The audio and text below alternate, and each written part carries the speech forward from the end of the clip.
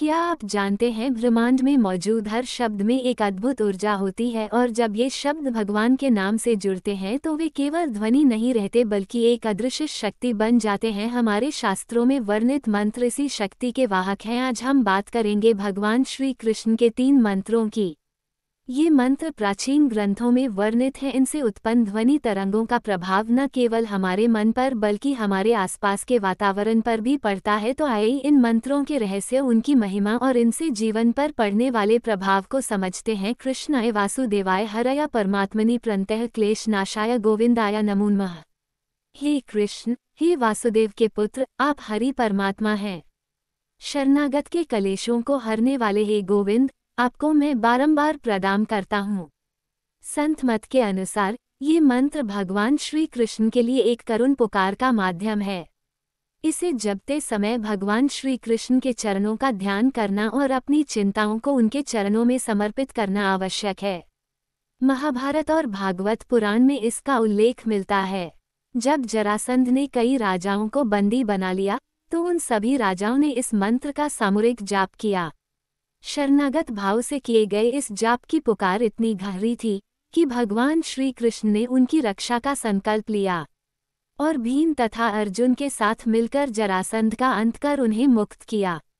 ये मंत्र आज भी उतना ही प्रभावशाली है। कोई भी व्यक्ति इसका जाप कर सकता है, लेकिन इसके लिए आवश्यक है एक सच्चा शरणागत भाव। याद रखिए, ये सिर्फ एक मंत्र नहीं है बल्कि एक करुण पुकार है जिसे भगवान अवश्य सुनते हैं। श्री कृष्ण शरणम महा, ये महामंत्र पुष्टि मार्ग परंपरा में शरणागति और समर्पण का प्रतीक माना गया है। इसका अर्थ है मेरे लिए भगवान श्री कृष्ण ही शरण है। ये मंत्र भगवान के प्रति संपूर्ण समर्पण का भावायत करता है और बताता है कि सभी कष्टों और दोषों से मुक्ति का मार्ग केवल उनकी शरण में ही संभव है। जीव के दोषमात्र का कारण उसका अहंकार तथा अभिमान है। इस अहंकार का उदय न हो तथा दीनता भाव सदैव बनी रहे, इसके लिए श्री कृष्ण शरणम महा अर्थात मेरे लिए श्री कृष्ण ही शरण है, रक्षक है, आश्रय है, वही मेरे लिए सर्वस्व है। मैं दास हूँ, प्रभु मेरे स्वामी है और मैं आपकी शरण में हूँ। इस भावना से दीनता बनी रहती है तथा अहंकार का उदय नहीं होता। ये 16 अक्षरों का महामंत्र कली संतरण उपनिषद में वर्णित है। इसे कलियुग के सभी दोषों और कष्टों से मुक्ति पाने का सबसे प्रभावी माध्यम बताया गया है। कली संतरण उपनिषद में कुल लेख मिलता है, जहां भगवान ब्रह्मा से द्वापर युग के अंत में नारद मुनि ने जाकर पूछा कि मैं पृथ्वी लोक में कली के दोषों से किस प्रकार बच सकता हूँ। तब ब्रह्मा जी ने बताया कि भगवान नारायण के नामों का उच्चारण करने से आप कली के दोषों से बच सकते हैं। देवऋषि नारद ने पूछा कौन सा नाम? तब भगवान ब्रह्मा ने बताया हरे राम राम राम हरे हरे, हरे कृष्ण कृष्ण कृष्ण हरे हरे। इस मंत्र के जाप से मनुष्य संसार के सागर से पार हो सकता है, तभी से इसे महामंत्र कहा जाने लगा।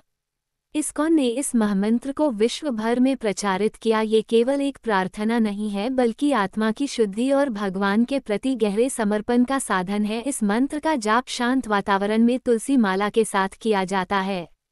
आशा करती हूँ आपको इस वीडियो पसंद आया होगा। अगर हाँ तो आप कमेंट सेक्शन में जय श्री कृष्ण अवश्य लिखें और वीडियो को लाइक, शेयर और सब्सक्राइब करना ना भूलें। मिलते हैं एक नई वीडियो के साथ, तब तक के लिए जय श्री कृष्ण।